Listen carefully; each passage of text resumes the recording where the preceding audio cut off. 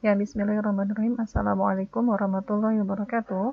Untuk pertemuan kali ini kita akan masuk pada CLO yang kelima dan merupakan CLO terakhir untuk perkuliahan kita di mata kuliah Kimia Dasar 1 ini.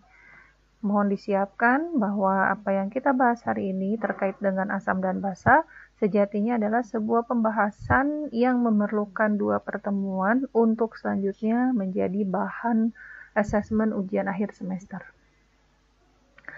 Kita coba pada pertemuan kali ini memulai dengan pembahasan terkait dengan teori asam basa yang berkembang. Salah satu di antara teori asam basa yang populer adalah teori asam basa Arrhenius, yaitu asam menurut teori basam Arrhenius adalah asam itu sebagai senyawa yang menghasilkan ion H+ ketika dilarutkan dalam air.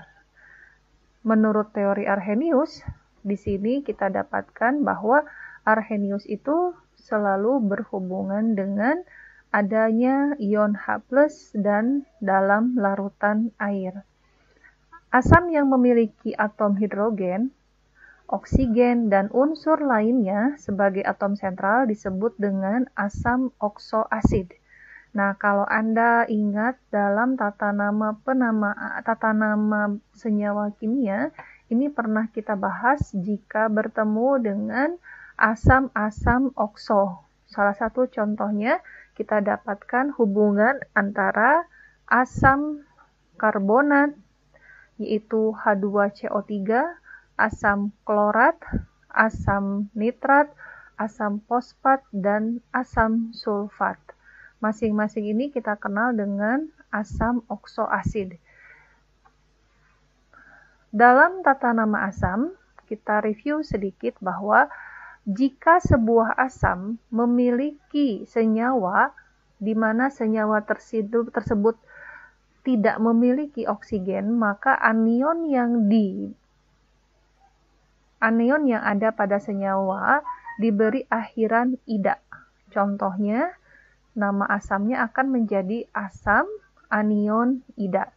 Contoh seperti HCl, yaitu asam klorida, atau HF, asam fluorida, dan seterusnya. Namun akan berbeda jika mengandung oksigen, yaitu bisa memiliki akhiran at dan bisa memiliki akhiran it. Dan hubungan kapan diberi nama at dan it ini tergantung pada kehilangan oksigen yang dialami oleh senyawa tersebut. Ya. Contoh misalnya di sini saya punya referensi dari asam okso dan ini sudah kita bahas.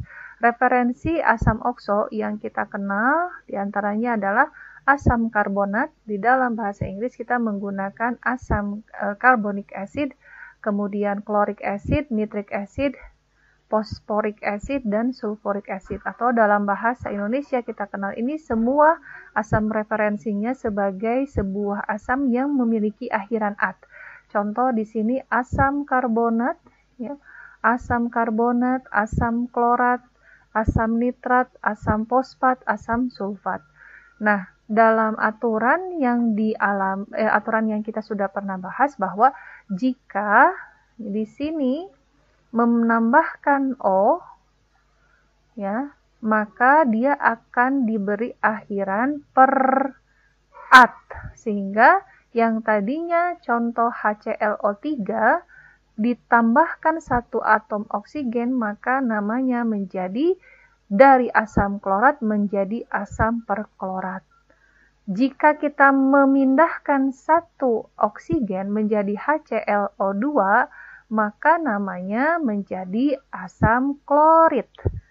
Kemudian jika kita kurangi lagi oksigennya maka menjadi asam perklorit. Seperti itu. Ya, itu juga berlaku untuk HNO3. Contoh jika kita ambil NO3-nya, oksigennya menjadi HNO2, maka namanya menjadi asam nitrit. Ya, itu adalah salah satu contoh dari tata nama asam okso yang sudah kita bahas salah satunya dalam tata nama senyawa. Nah, ini yang pernah kita gunakan waktu itu ya. Okso acid, kemudian ini nama asamnya, nama anionnya adalah nama anion yang akan dihasilkan.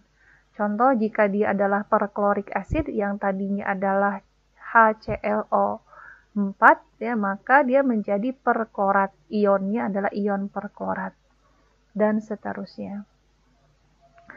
Selain asam, maka ada basa yang dalam hal ini basa itu didefinisikan sebagai senyawa yang menghasilkan ion OH- jika dilarutkan dalam air. Contoh dari beberapa senyawa asam adalah NaOH, KOH, barium hidroksida. Ini merupakan contoh dari senyawa basa yang menghasilkan ion OH- di dalam larutannya bersama air. Ada perbedaan asam dan basa menurut teori Arrhenius. Dalam teori Arrhenius kita dapatkan bahwa asam itu memiliki cita rasanya asam, sedangkan untuk basa itu cenderung pahit. Kalau kita gunakan reaksi dengan kertas lakmus, maka dalam kondisi asam, dia bisa mengubah lakmus biru menjadi merah. Sebaliknya, kalau dia basa, maka lakmus merah ke lakmus biru. Sifat dari asam umumnya adalah korosif karena dia dapat bereaksi dengan logam. Namun untuk basa itu sifatnya kaustik, yaitu dapat mengiritasi kulit. Nah, reaksi dengan air tadi sudah dikatakan asam itu dia menghasilkan spesies ion H+, sedangkan basa menghasilkan spesies ion OH-.